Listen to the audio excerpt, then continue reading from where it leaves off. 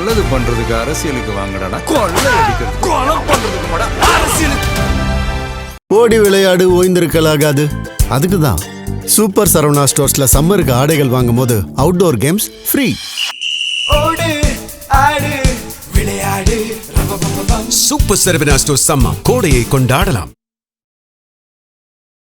இந்த கரூர் சம்பவத்துக்கு அப்புறமே அவருடைய அரசியல் பயணமே முடிஞ்சிருச்சு அப்படின்னு தான் நானும் நினச்சேன். பல பேர் அப்படி தான் நினச்சாங்க, அதில் நானும் ஒருத்தன். ஆனால் அவர் விடலை. அவருக்கு பரப்புரைக்கு அனுமதி கொடுக்காம அப்படின்ற மாதிரி பல சர்ச்சைகள்லாம் போயிட்டு இருந்துச்சு. அதையும் தாக்கு பிடிச்சி இந்த அரசியல் பயணம், அந்த அரசியல்ன்ற அந்த கடலில் நீந்தி இன்னைக்கு பரப்புரையும் முடிச்சிருக்காரு. பார்த்தீங்களா, அது உண்மையாலே பாராட்டக்கூடிய விஷயம் தான். பெண்கள், இளைஞர்கள், இளம் பெண்கள், இப்படி ஏறக்குறைய ஒரு 18 வயசுலேருந்து 50 வயசுக்குள்ள 50 வயசு வரைக்கும் பார்த்தீங்கன்னா பல பேர் விஜய்க்கு தான் எங்களுடைய ஆதரவுன்னு சொல்லிக்கிட்டு இருக்காங்க. இளைஞர்கள் சொல்லவே தேவையில்லை. எங்கள் அண்ணன் வந்தாருன்னா அவர் கண்டிப்பாக ஒரு மாற்றத்தை கொடுப்பாரு, பெண்களுக்கு பாதுகாப்பு கொடுப்பாரு, எங்களுக்கு வேலை வாய்ப்பை உருவாக்குவார் அப்படின்றத நம்பிக்கை மக்கள் மத்தியில இருக்கு, குறிப்பாக இளைஞர்கள் மத்தியில இருக்கு. பொதுவாக சொல்லிக்கிட்டே இருக்கார்ல, திமுக ஒரு தீய சக்தி, அரசியல் எதிரினா திமுக தான், கொள்கை எதிரினா பாஜக தான். ஆனால் அந்த அதிமுகன்ற அந்த வார்த்தை மட்டும் அவர் வாயிலிருந்து வரவே மாட்டேது. அந்த மற்றும் பலர் அப்படின்ற கூட்டணியை வச்சு அவர் கடந்து போய்கிட்டே இருக்கார். ஸோ அவங்களுக்கு ஒரு பயங்கரமான விமர்சனம் பண்ணார். கணிப்புலாம் எடுக்கிறாங்கல்ல, அவங்களும் பார்த்தீங்கன்னா தாவேகா இந்த வாட்டி வாக்கு வாங்காது, அவங்களுக்கு முதியவர்கள் மத்தியில் செல்வாக்கு இல்லை அப்படின்ற மாதிரி பல கருத்து கணிப்புலாம் வந்துச்சு. அதில் நானும் பார்த்தேன். ஸோ இதை பயங்கரமாக விஜய் அவர்கள் இதையும் தாக்கி தான் பேசியிருக்காரு. ஸோ இதெல்லாம் பார்க்குறப்ப உண்மையாலே இந்த எலெக்ஷனில் விஜய் அவர்கள் ஒரு பெரிய தாக்கத்தை ஏற்படுத்துறான்றதுல எந்த ஒரு மாற்று கருத்தும் இல்லை. Left side OMR, right side ECR. நடுவுல உங்க step stone secret plots. Beach resort plots just 24 lakhs onwards. Call 96268 99268.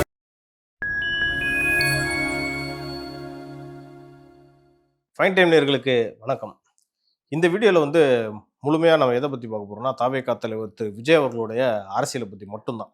இந்த கரூர் சம்பவத்துக்கு அப்புறமே அவருடைய அரசியல் பயணமே முடிஞ்சிருச்சு அப்படின்னு தான் நானும் நினச்சேன். பல பேர் அப்படி தான் நினச்சாங்க, அதில் நானும் ஒருத்தன். ஆனால் அவர் விடலை.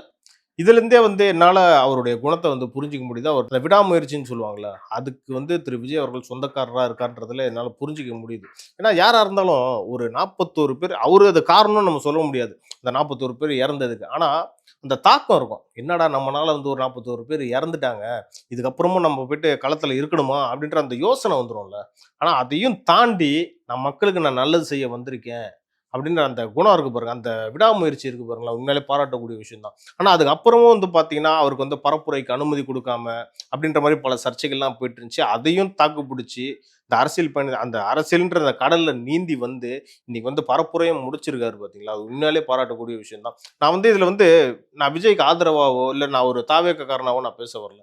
மக்கள் என்ன சொல்கிறாங்கன்றதை தான் நான் உங்கள்கிட்ட சொல்லிட்டு இருக்கேன். இது எல்லாமே மக்களோட வாய்ஸ் தான்.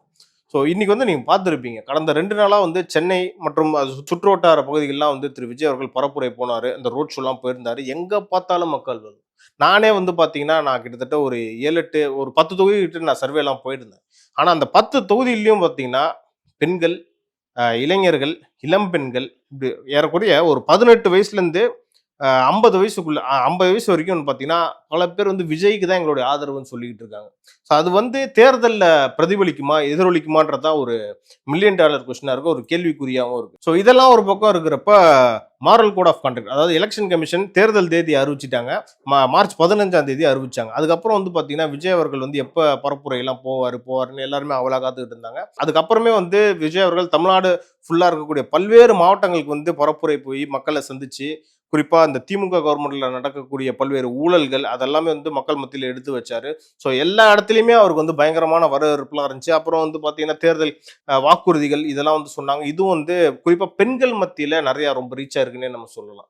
அவர் அந்த அண்ணன் சீரு மாமன் சீருன்றலாம் சொல்லார்ல, அது மக்கள் மத்தியில் நல்லா ரீச் ஆயிருக்கு. பெண்கள்கிட்ட நான் அவங்ககிட்ட போய் கேட்டப்போ என்ன சொன்னாங்கன்னா, இதெல்லாம் எங்களுக்கு ரொம்ப பிடிச்சிருக்கு, ஒரு அண்ணனா எங்களுக்கு செய்யணும்னு நினைக்கிறாரு, அது ரொம்ப எங்களுக்கு பிடிச்சிருக்கு அப்படின்ற மாதிரி தான் பெண்கள்லாம் சொல்லிட்டு இருக்காங்க. இளைஞர்கள் சொல்லவே தேவையில்லை. எங்கள் அண்ணன் வந்தாருன்னா அவர் கண்டிப்பாக ஒரு மாற்றத்தை கொடுப்பாரு, பெண்களுக்கு பாதுகாப்பு கொடுப்பாரு, எங்களுக்கு வேலை வாய்ப்பை உருவாக்குவார் அப்படின்றத நம்பிக்கை மக்கள் மத்தியில இருக்கு, குறிப்பாக இளைஞர்கள் மத்தியில இருக்கு. அது விஜய் அவர்கள் பண்ணியிருக்காருல்ல, அதுவே பெரிய விஷயம் தான் நான் பார்க்குறேன். இது வரைக்கும் பார்த்தீங்கன்னா அதிமுக திமுக இந்த 2 கட்சியும் இத்தனை வருஷமா ஆண்டிருக்காங்க. எங்களுக்கு வந்து பெருசா வேலை வாய்ப்பு வந்து குடுக்கல. சொன்ன வாக்குறுதியை நிறைவேத்தல. இதுதான் வந்து 2 பேரும் பண்ணிக்கிட்டே இருக்காங்க மாத்தி மாத்தி. ஆனா இந்த வாட்டி நாங்க ஒரு மாற்றத்த எதிர்பார்க்கிறோம். அதனால தான் வந்து நாங்கள் வந்து விஜய் அவர்களுக்கு வந்து ஆதரிக்கிறோம் அப்படின்ற மாரி தான் ஒரு 90% சொல்லிக்கிட்டே இருக்காங்க. ஸோ இது எல்லாமே ஹேண்டில் பண்ணி ஒரு ப்ராப்பரா லாஸ்ட் 1 வாரமாவே பாருங்க, விஜய் அவர்களுடைய பரப்புரை ரொம்ப கிளீனா போயிட்டு இருக்கு. மக்கள வந்து ஸ்மூத்தா சந்திக்கிறாரு. அதுவும் எனக்கு நேத்து அவர் பண்ண பரப்புரைலாம் ரொம்ப புடிச்சிருந்துச்சு. என்னன்னா திருவள்ளூர் போறாரு. திருவள்ளூர்லேருந்து அப்படியே சென்னைய கனெக்ட் பண்ணி கிட்டத்தட்ட நேத்து மட்டுமே ஒரு 10 தொகுதிகள வந்து கவர் பண்ணியிருப்பாருன்னு நினைக்கிறேன். ஸோ அதெல்லாம் கவர் பண்ணது மட்டும் இல்லாம, தாவேகாவுடைய வேட்பாளர்களையும் ஆதரிச்சு அவங்களுக்கு வந்து வாக்கு சேகரிச்சாரு பாருங்க. அது ரொம்பவே பாராட்டக்கூடிய விஷயம். பாராட்டக்கூடிய விஷயம்ன்றத விட, அவருக்கு வந்து இருக்க அந்த நெருக்கடிகள்லாம் தாண்டி வராருல்ல, அத தான் நான் வந்து சொல்ல வரேன். அதே மாரி இன்னைக்கும் வந்து பார்த்தீங்கன்னா, ஈசிஆர், திருவான்மியூர் அந்த பகுதிகள்லாம் வந்து பரப்புரை பண்ணி, மக்கள சந்திச்சு, அவருடைய ஆதரவ பெற்று, கடைசியா அந்த ஒய்எம்சிஏ அந்த கிரவுண்ட்ல வந்து நிர்வாகிகள் சந்திப்பு கூட்டத்துல வந்து ஒரு உண்மையாலே சொல்றேன், செம மாசான ஸ்பீச். விஜய் அவர்கள் வந்து இப்படி பேசுவாரா அப்படின்ற மாதிரி ஒரு உண்மையிலே ஒரு வியப்பை தான் ஏற்படுத்திச்சு எனக்கு. இதுக்கு முன்னாடி நடந்த அந்த கூட்டத்திலயும் பல இடத்துல வந்து ரொம்ப ஃபியர்ஸா பேசியிருப்பாரு. ஆனா எனக்கு என்னமோ கடைசியா பேசின அந்த ஸ்பீச் வந்து ரொம்பவே ஒரு அட்ராக்டிவா தான் இருந்துச்சுன்னு நான் சொல்லணும். ஏன்னா யாரையுமே விடல. அவரு வந்து பொதுவா சொல்லிக்கிட்டே இருக்காருல்ல, திமுக ஒரு தீய சக்தி, அரசியல் எதிரினா திமுக தான், கொள்கை எதிரினா பாஜக தான். ஆனா அந்த அதிமுகன்ற அந்த வார்த்தை மட்டும் அவர் வாயிலிருந்து வரவே மாட்டேது. அந்த மற்றும் பலர் அப்படின்ற கூட்டணி வச்சு அவர் வந்து கடந்து போய்கிட்டே இருக்காரு. ஸோ அவங்களுக்கு ஒரு பயங்கரமான விமர்சனம் பண்ணாரு. அது மட்டும் இல்லாம இந்த கருத்து கணிப்புலாம் எடுக்கிறாங்கல்ல, அவங்களும் வந்து பாத்தீங்கன்னா தாவேகா வந்து இந்த வாட்டி வாக்கு வாங்காது, அவங்களுக்கு வந்து முதியவர்கள் மத்தியில செல்வாக்கு இல்லை அப்படின்ற மாதிரி பல கருத்து கணிப்புலாம் வந்துச்சு. அதில் நானும் பார்த்தேன். ஸோ இதை வந்து பயங்கரமா விஜய் அவர்கள் இதையும் வந்து தாக்கி தான் பேசியிருக்காரு. ஸோ இதெல்லாம் தாண்டி ஒன்றிய அமைச்சரையும் அவர் வந்து விட்டு வைக்கல. ஏன்னா அவர் தான் வந்து சொல்லிக்கிட்டே இருந்தார், ஒருத்தர் பியூஷ் கோயல் நினைக்கிறேன். என்னன்னா இவர் வந்து வெறும் நடிகர்களுக்கு என்ன தெரியும், இவருக்குலாம் அரசியலே தெரியாது அப்படின்ற மாதிரி சொன்னாரு. அதுக்கும் வந்து பார்த்தீங்கன்னா விஜய் அவர் வந்து இல்லை நான் நடிகன் தான், ஆனால் நான் அரசியல் எல்லாம் நடிக்க மாட்டேன், மக்களுக்கு சேவை தான் செய்ய வரேன் அப்படின்ற மாதிரி ஒரு பயங்கரமான அந்த ஸ்பீச்சை கொடுத்ததுக்கப்புறம் அவங்க கூட்டத்தில் இருந்தவங்களோட அந்த ரியாக்ஷனை பார்க்கணுமே, வேற மாதிரி இருந்துச்சு. உண்மையிலே எனக்கு நான் ஏன் அதை சொல்ல வரேன்னா, இது ஏன் திமுகக்கும் அதிமுகக்கும் கிடைக்கல? இல்லை 60 வருஷமும் வந்து திராவிட இயக்கங்கள் தானே தமிழ்நாட்டில் வந்து ஆட்சியில் இருக்கு. அப்படியே உண்மையிலேயே அவங்க நல்லது செஞ்சிருந்தா அவங்க பின்னாடி தானே கூட்டம் வந்துருக்கணும். அதுதான் வந்து ஒரு சந்தேகத்தை எனக்கு ஏற்படுது. ஏன் விஜய் அவர்களுக்கு இவ்வளவு கூட்டம் வருது?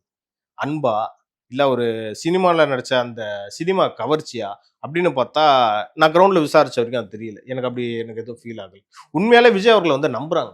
இவர் வந்து உண்மையிலே ஒரு மாற்றத்தை கொண்டு வருவாங்கன்ற மாதிரி மக்கள் சொல்றாங்க. அவங்க சொன்னதை தான் நான் உங்க முன்னாடி சொல்லிக்கிட்டு இருக்கேன். ஸோ இதெல்லாம் வந்து பாக்குறப்ப உண்மையாலே இந்த எலெக்ஷன்ல வந்து விஜய் அவர்கள் ஒரு பெரிய தாக்கத்தை ஏற்படுத்துறான்றதுல எந்த ஒரு மாற்று கருத்தும் இல்லை. ஒரு ஃபேக்டரே நான் உங்களுக்கு சொல்றேன். இதுதான் வந்து விஜய் அவர்கள் அந்த ஸ்பீச்லயும் சொல்லியிருப்பாரு. என்னன்னு பாத்தீங்கன்னா 18 வயசுல இருந்து 40 வயசு வரைக்குமே வந்து எவ்வளவு வாக்காளர்கள் இருக்காங்கன்னு பாத்தீங்கன்னா 2,37,90,986 இவ்வளோ வாக்காளர்கள் இருக்காங்க. இதுவே வந்து பாத்தீங்கன்னா ஏறக்குறைய 40% மேல போயிடும். போன தேர்தல்ல திமுக எவ்வளவு வாக்கு வாங்கினாங்கன்னு பாத்தீங்கன்னா 37% நினைக்கிறேன். இதுல வந்து அவங்க வாங்கின வாக்குகள் மட்டும் 1,73,00,000. ஸோ இதுவே வந்து பாத்தீங்கன்னா 40 வயசு கீழே சொன்னல கிட்டத்தட்ட 2,37,00,000 மேல இருக்காங்க. ஸோ இதுல பாதி கிடைச்சாலே வந்து பாத்தீங்கன்னா விஜய் அவர்களுடைய வாக்கு சதவீதம் எங்கேயோ போகுது. நான் வந்து இதெல்லாமே ஒரு யூகத்துல தான் சொல்றேன். ஆனா கிடைக்க வாய்ப்பு இருக்குன்னு சொல்றேன். ஏன்னா இளைஞர்கள் கிட்டத்தட்ட 90% வந்து விஜய் அவர்கள் தான் போடுவன்ற மாதிரி அஷூரன்ஸ் கொடுத்துக்கிட்டு இருக்காங்க. பெண்கள் சொல்லவே தேவையில்ல, அவங்களோட அதிகமாவே சொல்லிக்கிட்டு இருக்காங்க. எங்க அண்ணன் தான் வரணும், எங்க அண்ணன் தான் மாற்று சக்தியா இருப்பாரு, எங்க அண்ணன் தான் எங்களுக்கு பாதுகாப்பு கொடுப்பாருன்ற மாதிரி அவங்க சொல்லிக்கிட்டு இருக்காங்க. ஸோ விஜய் அவர்கள் அந்த சொன்ன அந்த நம்பர்ஸ் இருக்குல்ல, ஏறக்குறைய அது வந்து இன்கேஸ் ஒரு மிராக்கிள் நடந்துச்சுன்னா இது வர வாய்ப்பு இருக்கு. ஏன் நாளைக்கு அவர் வந்து சிஎம்மாவே வர வாய்ப்பு இருக்கு, இது நடந்தா சொல்றேன். ஸோ இன்னொரு விஷயம் என்னன்னா, முதியவர்கள் மத்தியில விஜய்க்கு செல்வாக்கு இருக்கா அப்படின்னு கேட்டீங்கன்னா ஒரு இவ்வளவு நாளா ஒரு கேள்விக்குறியா தான் இருந்துச்சு. ஆனா நான் வந்து களத்துல போய் பார்த்தப்போ பல பேர் என்ன சொன்னாங்கன்னா, எங்களுக்கு விஜய் தம்பி வரலாம், அவருக்கு நாங்கள் ஓட்டு போட ரெடியா தான் இருக்கோம், அவர் ஒரு மாற்றத்தை கொடுப்பாரு அப்படின்ற மாதிரி அவங்களும் நம்புறாங்க. இதுல ஏன் நம்புறாங்கன்னு பாத்தீங்கன்னா, திமுக கடந்த 2021ஆம் ஆண்டு சட்டமன்ற தேர்தலில் கொடுத்த வாக்குறுதிகளை பல வந்து நிறைவேற்றல. இது வந்து எங்களுக்கு வந்து ஒரு பெரிய ஒரு மனக்கசப்பை ஏற்படுத்தி இருக்கு. அது ஒரு நம்பிக்கையை வந்து இழந்திருக்காங்க. அதனால அப்படி கூட சொல்லலாம். ஸோ வந்து ஒரு புதுசா வந்து விஜய் வரப்ப இவங்களுடைய ஆதரவும் வந்து அவருக்கு இருக்கு. அதனால தான் நான் சொல்ல வரேன், இந்த எலெக்ஷன்ல ஒரு மிராக்கிள் நடந்துச்சுன்னா கண்டிப்பா அவர் ஆட்சியை பிடிக்க வாய்ப்பு இருக்கு, தாவேக்கு ஆட்சியை பிடிக்க வாய்ப்பு இருக்கு, விஜய் அவர்கள் சிஎம் வரவும் வாய்ப்பு இருக்கு. இது வந்து அதான் நான் என்ன சொல்றேன், இது நடந்ததில்லை, இது நடந்தா மிராக்கிள் அது நடந்துச்சுன்னா விஜய் அவர்கள் சிஎம் ஆக வாய்ப்பு இருக்கு. ஸோ மறுபடியும் நான் சொல்றேன், ஸ்பீச்சில் அவர் என்ன சொல்ற நிறைய விஷயம் பேசியிருந்தாரு. அதை பத்தி நம்ம டீகோட் பண்ணி பேசலாம். அதே மாதிரி நான் இந்த வீடியோல ஸ்டார்டிங்லேயே சொல்லியிருப்பேன், இந்த கரூர் சம்பவத்துல வந்து விஜய் அவர்கள் டோட்டலாக முடங்கி போயிடுவார், அரசியலேருந்தே போயிடுவார்னு நினச்ச இடத்துல அவர் மீண்டு வந்தாருன்னு சொன்னால, அதை பற்றி அவர் வந்து இன்னொரு வாட்டியும் சொல்லியிருக்காரு. என்னன்னா, அந்த பழியை என் மேலே போட பார்த்தாங்க, நான் என்ன பண்ணேன் அப்படின்ற மாதிரி அந்த கேள்வியும் கேட்டிருக்காங்க. உண்மையிலேயே வந்து கரூர் மக்கள்கிட்ட போய் கேட்டால் அவங்க வந்து விஜயை பற்றி பெருசாக வந்து அவங்க எதுவும் குற்றச்சாட்டு சொல்கிற மாதிரியும் தெரியல, சொல்லவும் மாட்டுறாங்க. அதான் உண்மையும் கூட. அதனால தான் அந்த கரூர் சம்பவம் நடந்ததுக்கு அப்புறமும் அவர் மேலே எந்த ஒரு பின்னடைவும் ஏற்படுத்தாமல் அவர் பாட்டு முன்னாடி போய்கிட்டே இருக்காரு.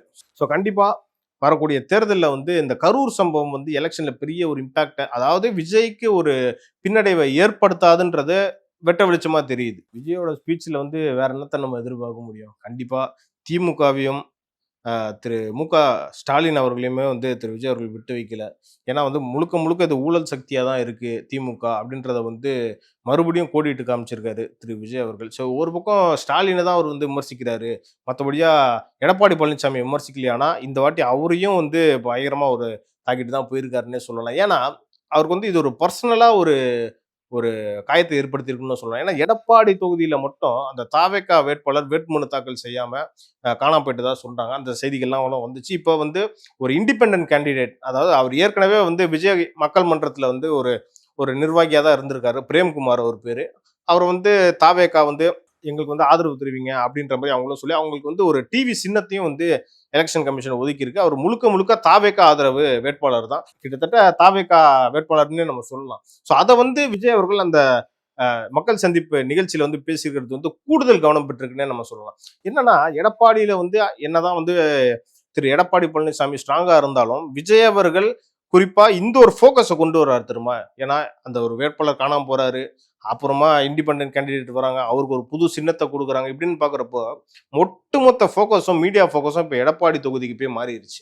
ஸோ இதுவே வந்து பாத்தீங்கன்னா எடப்பாடி அவர்களுக்கு ஒரு பின்னடைவுன்னு தான் நம்ம சொல்ல முடியும். ஏன்னா ஏற்கனவே அதிமுகல பல சர்ச்சைகள் போயிட்டு இருக்கு அவர் பின்னாடி. இப்ப இதையும் அவர் பண்றாருன்னா இவர் ஏன் இப்படி எல்லாம் பண்றாரு? அப்ப தன்னை காப்பாத்திக்க அவர் எந்த எக்ஸ்ட்ரீமுக்கும் போவாரா அப்படின்ற அந்த விஷயம் வந்து இங்க ப்ரூவ் ஆகுது. இந்த எலெக்ஷனுக்கு அப்புறம் எடப்பாடி அவர்கள் உண்மையிலேயே இனி வரக்கூடிய தேர்தலில் வரைக்கும் அவர் சர்வைவ் ஆவாரான்றதே ஒரு கேள்விக்குறியா இருக்கு. அதுக்கு இந்த ஒரு சம்பவமே சாட்சின்னே நம்ம சொல்லலாம். அதை மட்டும் சொல்லி முடிக்கலங்க, விசில் சின்னத்தையே திருடினவர் தான் எடப்பாடி அப்படின்ற மாதிரி ஒரு கடுமையான விமர்சனத்தை தான் விஜய் சொல்லிட்டு போயிருக்காரு. ஸோ இது வரைக்கும் ஸ்டாலின், எடப்பாடி, ஒன்றிய அமைச்சர், பாஜக, அதிமுக, திமுக இப்படின்ற மாதிரி ஒரு லெஃப்ட் அண்ட் ரைட் வாங்கிட்டு இருந்தார்ல திரு விஜய் அவர்கள் ஒரு ஸ்பீச்சில். ஒரு படி மேலே போய் இந்த கருத்து கணிப்புலாம் வெளியிடுறாங்க தெரியுமா? அது கருத்து கணிப்பா கருத்து திணிப்பான்றதை நான் உங்க பார்வையிலே விட்டுறேன். ஆனா நானும் கேள்விப்பட்டேன். என்னன்னா ஒரு நேஷனல் மீடியான்னு நினைக்கிறேன், அவர் பாட்டு பெருசா இங்கிலீஷ்ல வந்து பெருசா பேசிக்கிட்டு இருக்காரு. டோட்டல் 278 சீட்ஸ் இன் தமிழ்நாடு அப்படின்னு சொல்றப்பவே, டேய் நீங்களாம் நேஷனல் மீடியாடா, கொஞ்சமா தெரியுமா தெரியாதாடா உங்களுக்கு? தமிழ்நாட்டில் 234 தொகுதி தான் இருக்கு, இது தெரியாம நீ பாட்டு எல்லாம் தெரிஞ்ச மாதிரி அளந்து விட்டுக்கிட்டு இருக்கியே அப்படின்ற மாதிரி கேட்டுச்சு. ஸோ இந்த மாதிரி ஆட்கள் தான் வந்து இந்த கருத்து கணிப்புலாம் வெளியிடுறாங்க. உண்மையிலேயே அவங்க வந்து மக்கள்கிட்ட போய் சந்திச்சு தான் எடுக்கிறாங்களா, இல்லை அவங்க வாயில வரத சொல்றாங்களா, இல்லை அவங்களுக்குன்னு ஏதாவது ஒரு சார்பு நிலை எடுத்துட்டு இப்படி பேசுறாங்களான்ற சந்தேகம்லாம் வருது. குறிப்பாக அந்த நேஷனல் மீடியா பற்றி தான் நான் பேசிக்கிட்டு இருக்கேன். அவங்களாம் வந்து தமிழ்நாட்டில் நடக்கக்கூடிய டெய்லி நடக்கிற பாலிடிக்ஸ்லாம் அவங்க ஃபாலோ பண்ணுவாங்களான்னே எனக்கு தெரியல. ஸோ இப்படி இருக்கிறப்ப அவங்க வெளியிடுற அந்த கருத்து கணிப்புலாம் எப்படி இருக்குன்றத நான் உங்க பார்வையில விட்டுறேன். நான் அவங்களுடைய கருத்து கணிப்பு நான் பெருசாக நம்பினதில்லை. அது வந்து நடந்த விஷயம். பார்லிமெண்ட் எலெக்ஷன் அப்ப ஏறக்குறைய 90% நேஷனல் மீடியா எல்லாமே பாஜக இந்த வாட்டி 400 சீட்ஸ் வந்து கிராஸ் ஆகுதுன்னு தான் சொன்னாங்க. ஆனா எவ்வளவு வாங்குச்சுன்றது இந்தியா ஃபுல்லா தெரியும், இந்தியான்னு இல்லை உலகத்துக்கே தெரியும். ஸோ இப்படி இருக்கிறப்ப கருத்து கணிப்புலாம் யாருங்க இன்னைக்கு வந்து நம்புவா? அதை தான் வந்து விஜய் அவர்கள் ஒரு லெஃப்ட் அண்ட் ரைட் வாங்கியிருக்காருன்னு சொல்லலாம். அப்படி எடுத்தவங்கள, அதாவது கருத்து கணிப்பா எடுக்காம கருத்தை திணிப்பா சொல்றாங்க பார்த்தீங்களா, அவங்கள பத்தி சொல்லியிருக்காங்க. ஸோ இது வந்து தாவேகாக்கு இந்த வாட்டி பெருசா ஒரு தாக்கத்தை ஏற்படுத்தாதுன்றதை தான் வந்து அவர் சொல்லிட்டு கிளியரா ஒரு மெசேஜ் சொல்லிட்டும் போயிருக்காரு. மக்கள் இதெல்லாம் நம்ப வேண்டாம், மக்கள் ரொம்ப தெளிவா இருக்காங்க, விஜய் அவர்களுக்கு ஆதரவு தெரிவிக்கிறாங்க, தாவேகாக்கு ஆதரவு தெரிவிக்கிறாங்க. குறிப்பா வந்து வெளிநாடுகள்ல இருந்து சாரையா மக்கள் வந்துகிட்டே இருக்காங்க. ரீல்ஸ், அதாவது இன்ஸ்டாகிராம் ரீல்ஸ்ல போனா பல பேர் என்னால் பார்க்க முடியுதுங்க. விஜய் அண்ணாக்காக நான் வந்து டிக்கெட் புக் பண்ணிட்டேன், ஃப்ளைட்டு புக் பண்ணிட்டேன், எவ்வளோ காசு ஆனாலும் பரவாயில்ல, நான் டிக்கெட் போட்டு நான் அண்ணனுக்காக நான் வரேன், தாவேக்காக நான் ஓட்டு போடணும் அப்படின்ற மாதிரி பல பேர், எவ்வளோ Dubai, Malaysia, Singapore, Sweden, Spain, France, ஜெர்மனின்ற மாதிரி எல்லா நாட்டிலேருந்தும் வராங்க. ஸோ இப்படி இருக்கிறப்ப விஜய் அவர்களுக்கு விஜய் அவர்கள் மேலே எவ்வளோ அன்பு வச்சிருக்காங்கன்றது என்னால் புரிஞ்சிக்க முடியுது. உண்மையிலே இந்த எலெக்ஷன் வந்து புரிஞ்சிக்கவே முடியலங்க. ஏன்னா இதுக்கு முன்னாடி நடந்த எலெக்ஷன்ல வந்து ஒரு வேவ் தெரியும், அதிமுக மேல ஒரு ஃபேவரான ஒரு வேவ் அடிக்குதா இல்ல திமுக மேல அடிக்குதான்ற வேவ் தெரியும். உண்மையிலே இந்த எலெக்ஷன் அப்படி தெரியல. ஒரு மாதிரி குழப்பமான மனநிலை தான் இருக்கு. இதுக்கு முழுக்க காரணம் விஜய் அவர்கள்னு நம்ம சொல்லலாம். அவர் வந்து அந்த ஃபோர்ஸ் வந்து 2 கட்சிக்குமே ஒரு பயங்கரமான ஒரு தாக்கத்தை ஏற்படுத்த போகுதுன்றதுல எந்த ஒரு மாற்று கருத்தும் இல்லை.